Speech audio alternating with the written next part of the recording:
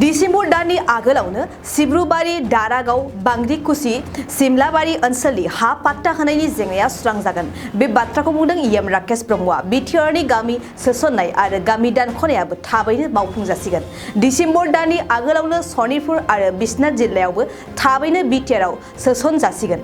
थाखानाय बिटिआरनि माखासे गोनांथि गैयै गामिफोरखौ बिटिआरनिफ्राय बाहेर खालामनाय जागोन बेसोरखौ ओरैनो अजन खालामनानै लाखिबाय थाया थाबैनो बिटिआरनिफ्राय दानख'नाय जागोन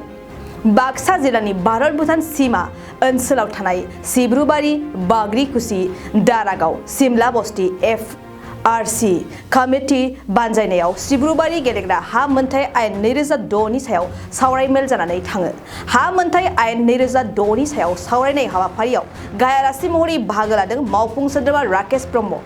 डिस्ट्रिक्ट फरेस्ट अफिसार प्रबत कुमार ब्रह्म बाथाबारि रेन्जनि रेन्जार अतुल रय बाक्सा जिल्ला एबसुनि आफादगिरि उमेश दैमारी लोगो आफादगिरि हांगामा बर' निकासि दख'रा एबसुनि गाहाय नेहाथारि राजेन दैमारी बिथांमोनाबो बाहागो लायो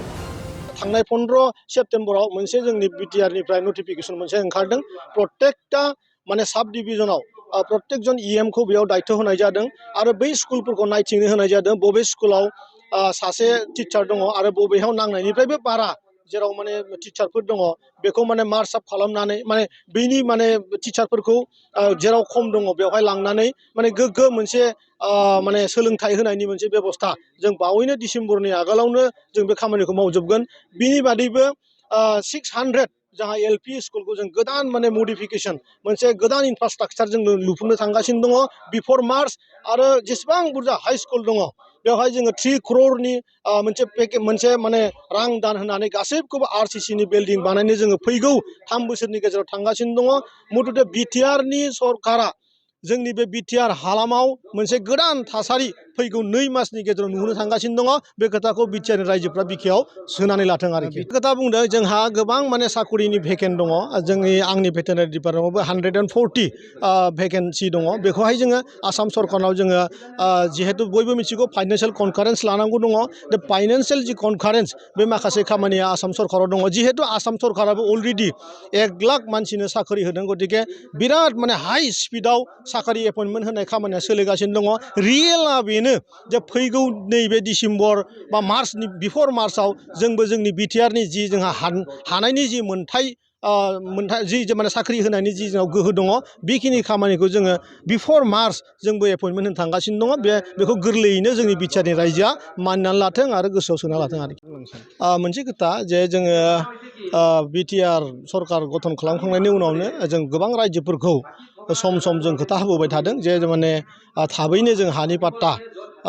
होनाय जागोन दा बेबायदिनो जोंनि नैबे सिब्रुबारि ओनसोलाबो साहा ओनसोलनि माने रिजार्भ माने पाट्टा गैयि जायगा बेवहाय जिहेतु जोङो ड्रन सार्भेजों गोबां माने जायगायाव खामानि सोलिगासिनो दङ बेवहायबो बे खामानिया जोब्बाय गतिके फैगौ डिसेम्बरनि आगोल जोंहा हा पाट्टा होनाय खामानिया जागायजेनगोन आरो बिनिनो दिनै बिथांमोनखौ जों बे फोरमानखौ होदों आरो बे ओनसोलाव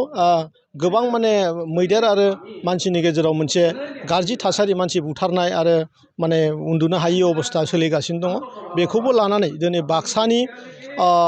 जि माने फरेस्ट डिपार्टमेन्टनि जि अफिसार्स आरो जोंनि बे ओनसोलनि मानिजाथाव सोद्रोमाफोरखौ लाफानानै जों मोनसे सजागता मोनसे एवारनेस केम्पिं मोनसे बानायदों आरो बे गोबां माने गोहोम खोलैथावथाव मोनसे परिबेसाव दिनै जाफुंदों होननानै आं बुंनो हायो जों जागायजेनगोन जों इन्डिंनि टाइमखौ बुंनो हानाय नङा खिन्थु बिनिनो मोनसे पार्टखौ जों बिफर डिसेम्बर जों हा पाट्टा राननो हागोन आरोखि बिटिआर सुक्तिनि बे खामानिया फैगौ 30 खालार खालि सेप्तेम्बरनि 30 खालारनि आगोलाव हयथ' बिनि लिस्टखौ साबमिसन खालामनाय जागोन आरो जों आसा खालामदों फैगौ 6 दाननि गेजेरावनो बे गासैबो खामानिया कमप्लिट जानो थांगासिनो दं 100% सनितपुरा फुरा डिस्ट्रिक्टआनो हाबजोबगोन बेखौ बारनानैबो जों सिन्था खालामगासिनो दङ आरो बेवहाय जिहेतु अजथा जों थाफानानै जोंखौ माने अजन बायदिसो खालामनाय माखासे गामिफोर दङ बे गामिखौ जोङो बेल्लाखौ जे रोखोमनि आथिङाव बायोबा बुरखुनानै गाहरो थिग बिदिनो जों बे ओनसोलफोरखौ बुखुनानै गाहरजोबगोन आरो শ্ৰদ্ধাৰ কোকৰাঝাৰবাসী জনগণ ইয়াৰ দ্বাৰা কোকৰাঝাৰ পৌৰসভাৰ অন্তৰ্গত অঞ্চলত বসবাস কৰা জনগণলৈ এটা জৰুৰী ঘোষণা আগবঢ়োৱা হৈছে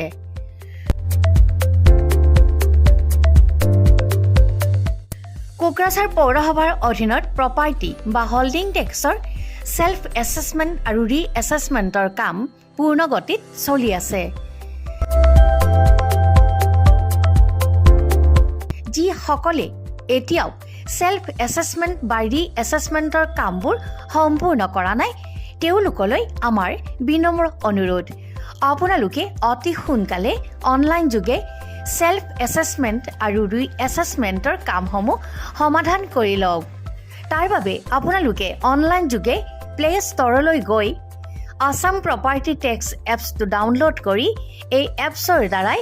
আপোনালোকৰ আধৰুৱা কামবোৰ সম্পূৰ্ণ কৰি ল'ব পাৰিব। নতুবা play.google.com/store/apps/ৱেবছাইটৰ জৰিয়তেও আপোনালোকে আপোনালোকৰ কামসমূহ সমাধান কৰিব পাৰিব। যদিহে আপোনাৰ অনলাইন যোগে আধৰুৱা কামবোৰ কৰিবলৈ অসুবিধা পাইছে তেতিয়াহ'লে আপোনালোকে কোকৰাঝাৰ পৌৰসভাৰ কাৰ্যালয়লৈ গৈ ৱাৰ্ড কমিছনাৰৰ পৰা প্ৰয়োজনীয় আবেদন পত্ৰ অৰ্থাৎ ফৰ্মসমূহ সোনকালে সংগ্ৰহ কৰি লওক। বিতংকৈ জানিবলৈ কোকৰাঝাৰ পৌৰসভা কৰ্তৃপক্ষৰ সৈতেও যোগাযোগ কৰিব পাৰিব। ইতিমধ্যে আপোনালোকৰ সহায়ৰ বাবে মেগা কেম্প কাৰ্যসূচী অনুষ্ঠিত কৰি থকা হৈছে। ধন্যবাদ।